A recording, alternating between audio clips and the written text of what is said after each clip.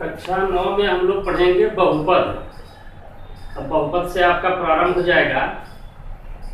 बीजगणित में चर और अचर को धन चिन्हों के साथ जोड़ते चले जाते हैं, बहुपद बनती चली जाती है। यानी एक से अधिक पदों का योगफल बहुपद कहलाता है। जैसे यक्ष धन 5 बराबर 3 में 3 पद हो गया, 1 2 और 3, जिसमें चर है यक्ष और 5 3 है अचर। यानी जिनका मान नहीं बदलता वह कहे जाते हैं अचर, और जिनका मान हर सवाल में बदलता चला जाता है उसे कहते हैं चर। अंग्रेजी में कहते हैं वेरिएबल। वेरी माने होता है बदलना, जिसका मान बराबर बदले वह कहलाता है वेरिएबल। क्लियर है? अब बहुपद में भी आता है एक पदी, द्विपदी, त्रिपदी, चतुर्थपदी। एक पद होगा, जैसे यहाँ पर है यक्ष इज इक्वल टू 0। द्विपदी यक्ष square plus 5 is equal to 0, 2 पद। यक्ष स्क्वायर प्लस यक्ष प्लस 3 इज इक्वल टू 0, त्रिपदी। इस प्रकार से पद, यही है पद जो धन चिन्हों से जुड़े हों। अगर यक्ष ऋण 5 लिखा है, इसका मतलब लिखा है यक्ष धन ऋण 5, यानी अचर जो है वह है ऋण 5। इसलिए हमेशा ध्यान रखेंगे कि बहुपद हमेशा धन चिन्हों से ही जुड़ा रहेगा। इसके बाद आता है कि घात, एक घाती, द्विघाती, त्रिघाती, बहुपद। यानी जब किसी चर का सबसे बड़ा घात 1 होगा तो एक घाती। जैसे यक्ष धन 5 बराबर 0, इसमें यक्ष का एक घात। यक्ष स्क्वायर प्लस यक्ष प्लस 3 इज इक्वल टू 0, इसमें यक्ष का सबसे बड़ा घात 2 है, द्विघाती। यक्ष की घाती 3 धन यक्ष स्क्वायर धन यक्ष धन 4 बराबर 0, इसमें सबसे बड़ा घात 3 है, तो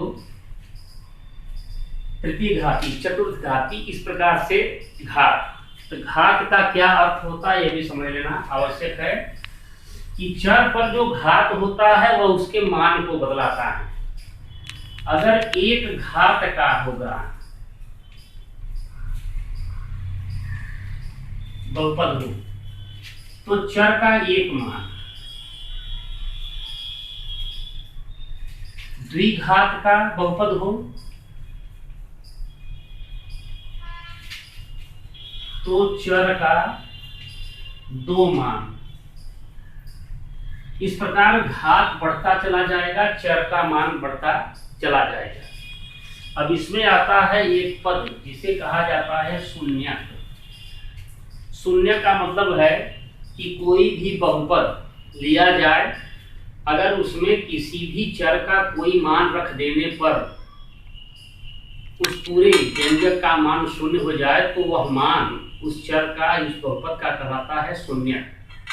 जैसे अगर मान लिया जाए कि यहाँ पर एक्स स्क्वायर ऋण 25 बराबर 0, तो अगर यक्ष का मान इसमें 5 या यक्ष का मान ऋण 5 रख दें तो इसका मान हो जाएगा 0। 5 रखेंगे तो 5 25 25 ऋण 25 बराबर 0, यानी 0 बराबर 0। इसका मतलब है कि इसका एक शून्यक x बराबर 5 है। ऋण 5 रखकर ऋण 5 का वर्ग ऋण 25 बराबर 0, ऋण 5 का वर्ग हो गया धन 25, ऋण 25 बराबर 0, यानी 0 बराबर 0। इसका मतलब पद का मान 0 हो गया। इसका मतलब ये दोनों इसके क्या हैं? शून्यक हैं। यक्ष बराबर धन 5 और यक्ष बराबर ऋण 5 दोनों इसके शून्यक हैं। अब शून्यक निकालने का जो साधारण तरीका है, हम साधारण तरीके का इस्तेमाल करते हैं, और जो तो आपका शुरू करा वो भाग से। तो हम जो बहुपद को लिखते हैं वह मानक रूप में लिखा होना चाहिए। यानी मानक रूप का मतलब चर का घात आरोही या अवरोही हो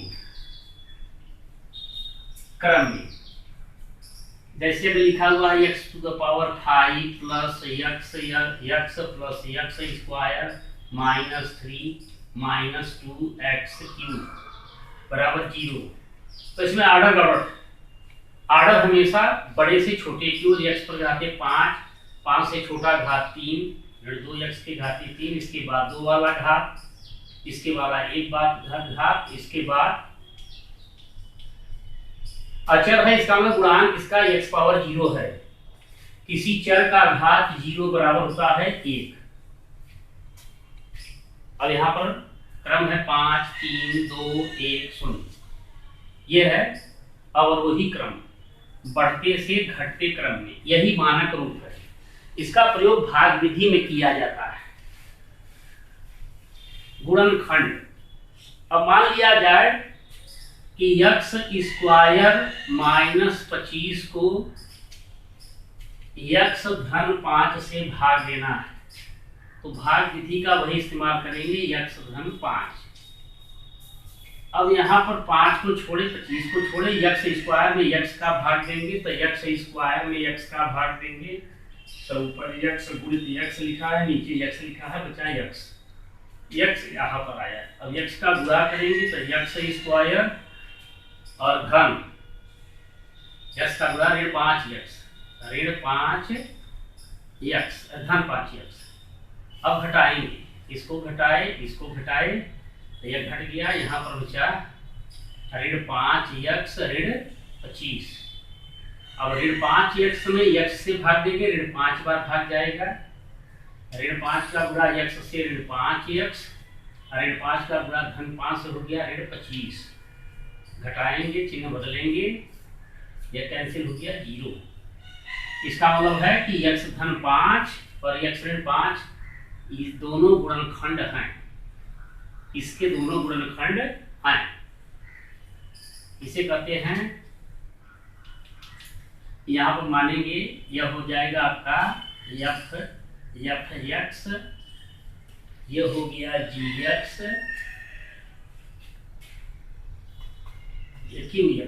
qx या gx हो गया, और यह rx।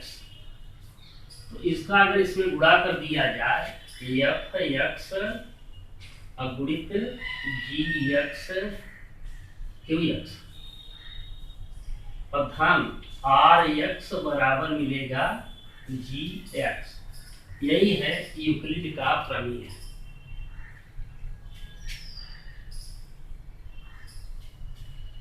अब आप इसी विधि का प्रयोग करते हुए चैप्टर के भाग विधि को लगाएंगे, और जो नहीं आएगा वो आप व्हाट्सएप पर पूछेंगे। अब कल से हम लोग एक एक चैप्टर के 3-3 4-4 सवाल को उदाहरण का एग्जाम्पल का देखेंगे और एक्सरसाइज को फुलफिल करेंगे।